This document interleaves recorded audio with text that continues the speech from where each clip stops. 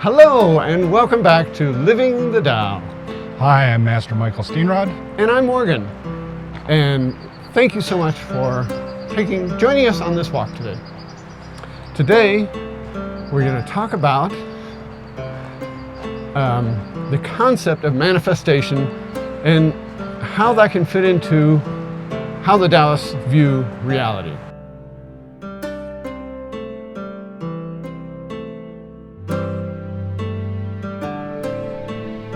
We don't talk about manifestation so much in those terms, or with that word. I don't know what the question is. He always says this to me. Is there an equivalent to manifestation in Taoism? Well, yeah, I mean, you have invocation. And invocation is essentially a way of trying to control and focus choice and karma into the universe itself. So most of the things within the universe, it doesn't particularly matter what direction they head in. Oh. And so it can be up or down, left or right, good or bad. What matters is where the energy is contributed and how that changes things. Okay. And so to the Tao, since everything is equal within the universe and it is a choice-driven universe, everything has the capability of shaping the universe in some fashion. Usually that's not going to be huge because what does limit it is karma. And there are some other factors, but let's say karma is the big limit for most people. So you're not going to suddenly invoke or manifest a new star popping up because it would require enormous amounts of karma to pull that off. Now, just take, if this is your first video, we're not talking about Buddhist karma, we're talking about Taoist karma, which is a little bit different, which is quite different. Do you have a summary of Taoist karma? Just real quick. Well, if you're looking at karma, what you would want to do is Taoist karma and Buddhist karma are actually very similar in the ancient eras. Karma as a reward system really developed in later Buddhism. And in early Buddhism, the two were close. That's one of the reasons we have sects which are effectively Buddhist Taoist sects. So, and by that I mean S-E-E-C-T-S. Oh yeah. And so that's where that initial association came from. One of the reasons that sometimes we use similar words but actually mean different things. Over time, Buddhist karma became more purely about reward or not reward, which is, even then, that's a stretch and it's more like the Hindu concept of karma. So within Taoism, karma is the energy that powers choice. And it is both released by choice, and choice requires it in order to successfully manifest, for lack of a better word. So it's accumulation of spiritual power. Yes. Okay. Ish. There is that thing called language. Yeah, well, part of it is the problem of trying to summarize an entire concept within just a couple of sentences here. But I wanted that to be clear, because the predominant definition of karma doesn't apply. Well, even the pop definition is incorrect. It doesn't really apply to Buddhism or Hinduism. It's some sort of other creature. And so, not that karma. Right.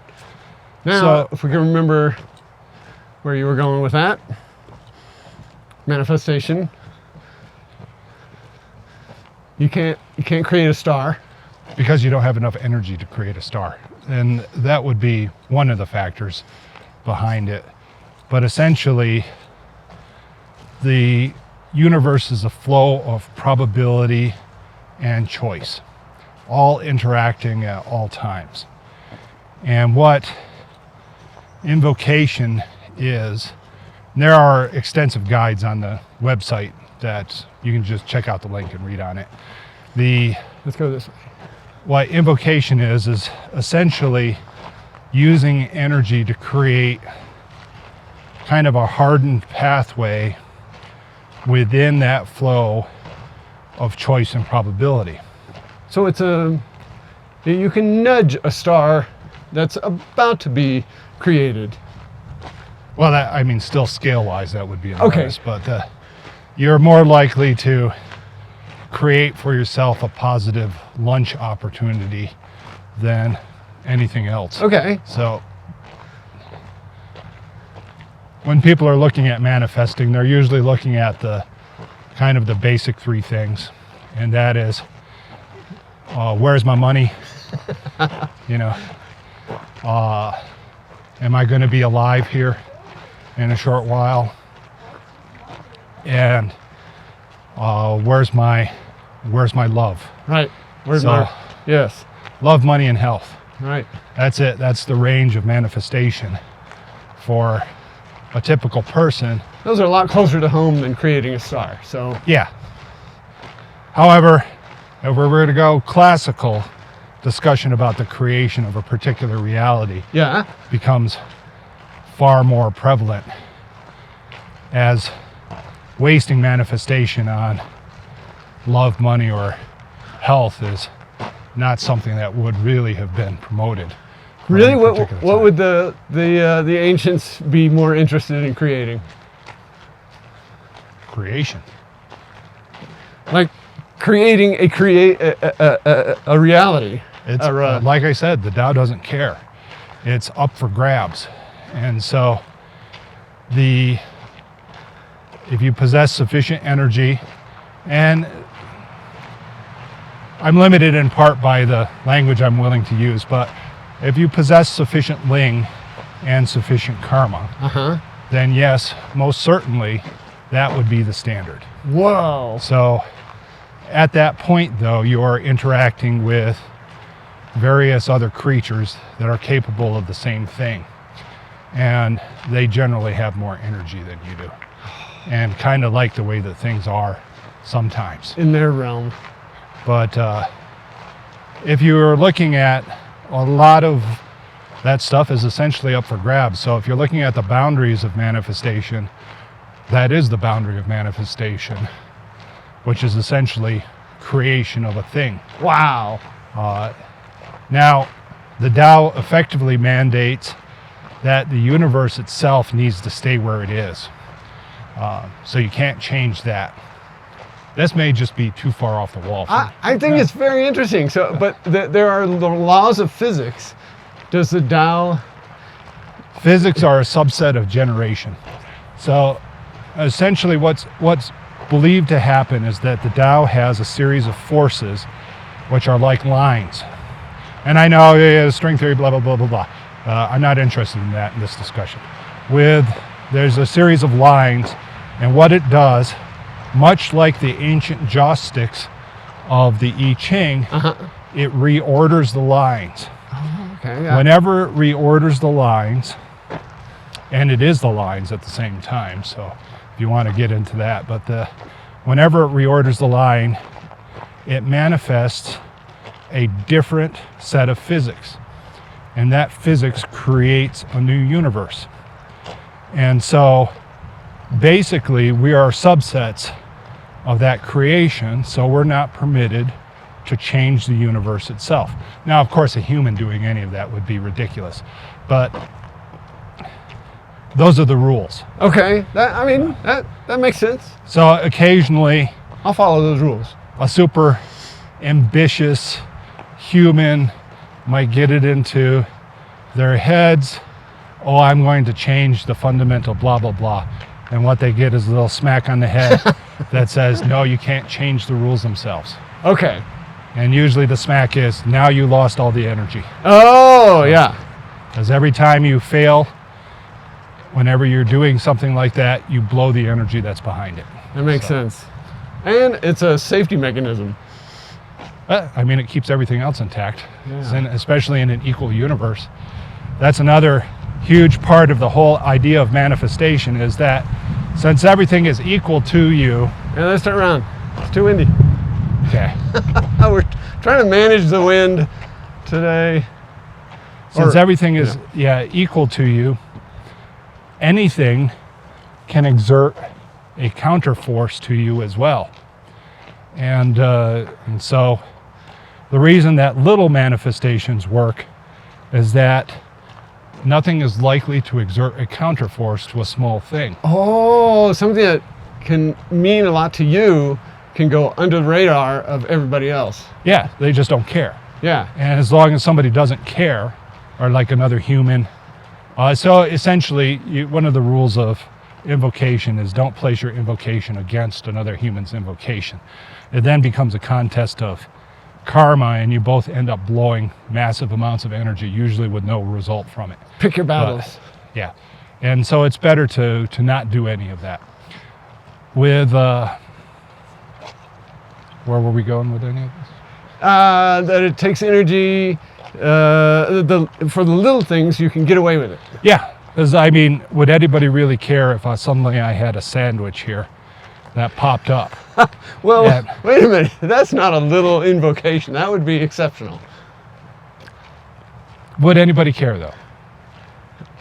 I would be very surprised. You would be surprised, but you wouldn't sit there and go, curse you in that sandwich. Oh, no. Yeah, I wouldn't exert any effort to prevent you from having that sandwich. Right. So you're not opposing me. Your see. karma is not moving against me. Got it. And so if you are going for things that nobody really cares about, then you're freewheeling at that time.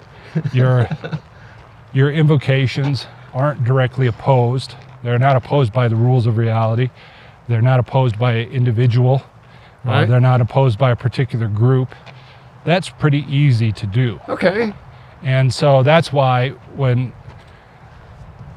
classically Taoists spent very little time in that area because one, it's not very challenging. Yeah. That leads into a whole other thing because we start asking the question of, well, what is worthy of a human life? And the Taoist solution was, well, I mean, you can simply live, or you could try to press the human capability to its limit to see what it's capable of. They're like and both were our proper solutions. They're like a Taoist athlete. They want to win the Olympics. Yeah. And essentially, nobody cares, but it's kind of cool. Yeah. So, yeah. So it's something to do with your existence. Here, we'll turn around here and go back down into the wind pit? Yeah. Well, the less windy wind pit. Okay. So then how come we don't all have, no karma. Just like money no karma. everywhere and love everywhere. No karma. No karma. Your average person lives in the nursery. Yes. So we have articles on that nursery. Yeah, and what it boils down to is that you get to putter around doing this and that and everything else, but the cost is no karma. You have no energy. And without energy, nothing moves. And that's what drives the choice structures. That's what allows you to place something that moves within this grand floating probability of choice that's always moving around us. So if you don't have sandwich karma, and by that I mean enough karma to bring about a sandwich, you get no sandwich. You get no sandwich. If you don't have enough karma to bring about, let's say a bit more income from this or that, a practical issue, then you don't get that. And if you don't have enough karma to find an individual that you can share love with, then you don't get that. Because none of that is guaranteed to a person. That's part of the problem of choice, is that as soon as you start saying choice, you always have to ask yourself, well, do you really want choice? Because choice means now you're responsible for all of it. Yes. And, yes. And there are steps to getting them, so you're not just choosing the end condition, you're choosing all the steps that lead up to it. Like accumulating karma and making that those sets of choices to get there. And the thing to keep in mind is that the baseline stuff in most incarnations of society don't require massive amounts of karma to pull off. Let's say that all you want is like a little food item for your daily meal. Yeah. If you're in the middle of a famine sweeping your country, that's going to be a big ask. Right. You know, you're going to have to move some probability in order for that to happen. Right. And that requires a large quantity of energy to pull off. If they're all over the place, Yeah. let's say, Or if you're in a functional society where you have family and your community, oh, there's that wind again. And your community is, willing and able to help you. you could probably very easily manifest yourself a meal. Right. Just sit back and go, I need a meal. And lo, a sandwich is in your hand. So it's not an issue of, Does that mean that rich people have more karma than poor people? no, not necessarily, because it doesn't change baseline activities. So the first, there's another energy that's involved in there, which is abundance.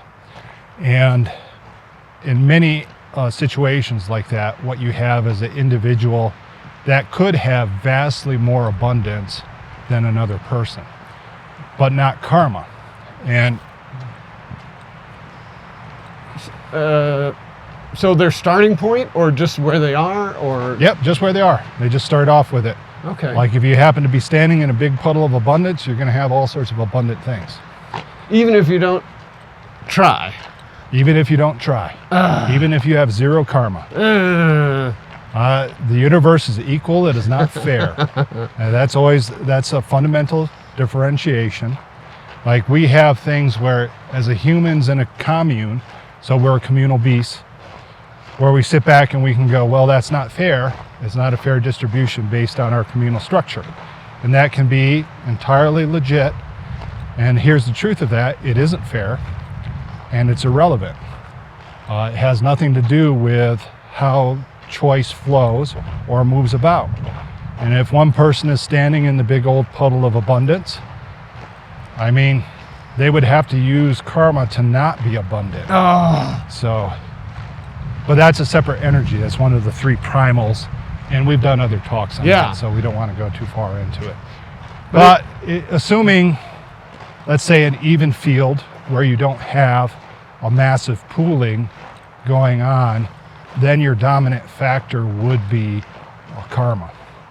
And so you don't have, here's a pool of this and a pool of that.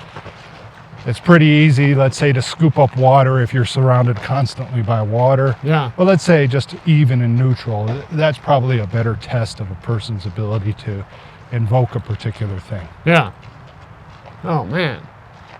So in the popular culture, when we talk about manifestation, I think it's sort of almost a prayer sort of approach. Is that similar to invocation? In the fact that it is not a prayer, it is similar to invocation. When you are praying, you are looking to appease a greater being than yourself. Oh, external. That will interpret the thing that you are asking for in the way that is best for you. So you are asking for an intervention.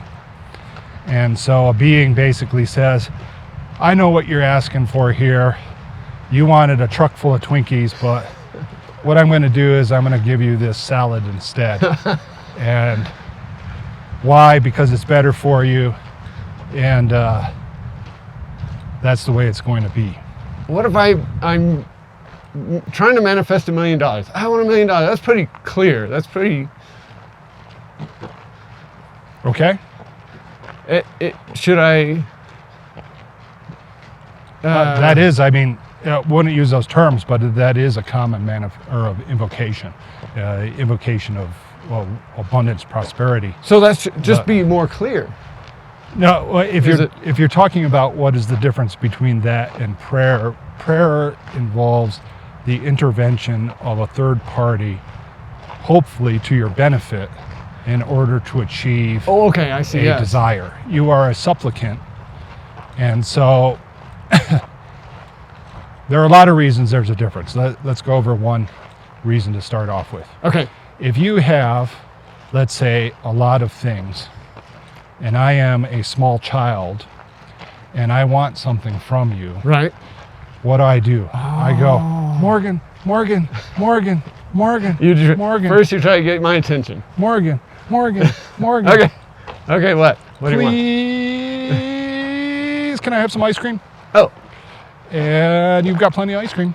I've been true. very good. It's I've true. been very good. it's true. I've been very good. Okay, okay. Okay, so that's a prayer. But it's to me. Right. And that's to an individual. And the reason that that works is that one person possesses everything and is in the superior position, whereas the supplicant, by definition of the word supplicant, is in the inferior position. So I must plead to you and provide you with a statement of need. If you invoke need, what you get is more need. Oh my, wait, what? So if I sit back and I say, Morgan, I'm really hungry. I haven't eaten for like an hour and I need some sugar. Yeah. And my mom said I could have some. And So all those things you're concentrating on. and I'm really hungry. And so now if you do that in an invocation, you go, I am mighty hungry. Great hunger fills me. And what you are doing is you are amplifying the thing that you are asking for, which is hunger. You're not providing a solution. So in general, invocation needs to be very deliberate, very straightforward, super, super simple, because you need to be able to understand it so it passes through you Yeah. into the structure of probability. There's nobody there to please and then interpret your words. With invocation, you can very easily invoke yourself something stupid. And the reason that that is believed to be true is this: the Tao assumes that everybody knows the rules. Just straight out. And in the Tao mind, you do know the rules. However, with the layer of the social mind on top of it, Yeah. you don't know the rules. So that's one of the reasons Taoism exists, is that the methods are basically saying, hey, these are the rules. Try not to do stupid things. Because you'll get stupid things. Yeah. And isn't that an old saying? If you play the game stupid, you get stupid. Yes. Yeah, something Yes. like that. It's play stupid games, win stupid prizes. Exactly. And that essentially, in a nutshell, is invocation versus prayer. So in prayer, you to daddy, and I need to get some ice cream Okay. because I desire it. Yeah. But I'm not going to represent it as desire. I'm going to represent it as need. As need. Because you feel bad about asking me. Or whatever. Whatever, I have to somehow create an appeal for you. Right. The Tao does not care about those things. He'll give you ice cream if you ask for it. Right. In a very straightforward way that does not require the rewriting of the rules of the universe. Which, in the rules of the universe, are pretty sparse, so you can do a lot of things. It's big. And so you need to apply those things, and you are limited by energy. In prayer, you are not limited by energy. You just need to plead your case better. And so it's like, well, maybe if I say please like 14 more times, Yes. then I talk about how I like your hat Yes. Yes. and how mighty it is, Yes. then you will give me some ice cream. And so that's essentially the supplication pattern. Invocation is not that. And so for Taoism, manifestation, the invocation is an act where we contribute karma and express a choice. And there are different ways of doing that. Talismanic components do exactly the same thing, so they're a different factor of doing that. There are ways of focusing yourself. That's where you get ritual and altar in order to achieve those particular ends. Yes. And however, do you absolutely need those? No, you don't. If you can achieve all of that internally, then you require none of those particular methodologies. But Taoism doesn't discriminate against different capability. Yeah. It's like, well, So you know, provides different tools. here's a wide set of tools. This one's not working for you, or you don't need this one, don't use it. So if you need these ones over here, Yeah. doesn't matter what anybody else says, use the tool. Give it a try. Yeah. And because there's nothing, you're not winning anything by going the hard route of the sage or something like that. So. That's a tough lesson too.